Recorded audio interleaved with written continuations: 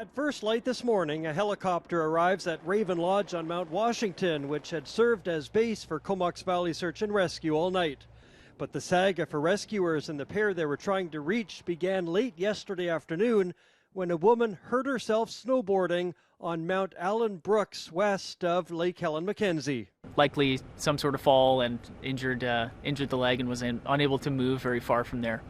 After organizing several teams, they head out on skis, making their way through the dark and snowy conditions, not reaching the injured woman and her partner on the mountain until almost 6 hours later. Yeah, a lot of deep snow as well as traveling through the thickly forested terrain. As the temperatures warmed up last evening, there was a lot of we call them tree bombs, big pieces of snow falling from the trees. So there was definitely hazards out there last night, as well as having to avoid any avalanche terrain due to the avalanche risk. Philippa Reese is one of those rescuers.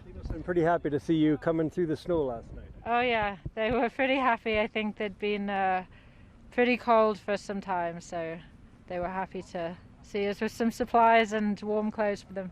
A paramedic is also on the team, so they provide first aid and pain management, then hunker down overnight in snow caves until daybreak when the helicopter arrives.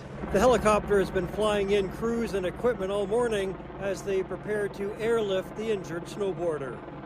After several trips back and forth, the snowboarder is airlifted off the mountain in a stretcher basket.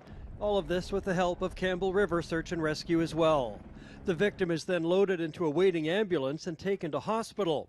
Her partner didn't want to talk on camera, but did tell me they'd come up from Nanaimo for a day of backcountry skiing on Sunday, but then she re-injured her hip on the first run of the day.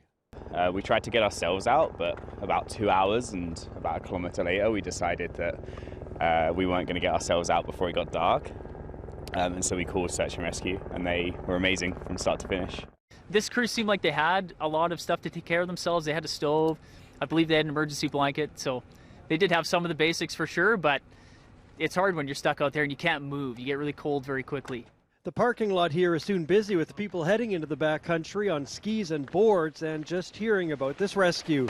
Big shout out to those guys. They've been here all night, I understand, and with this injured skier. So yeah, good on them.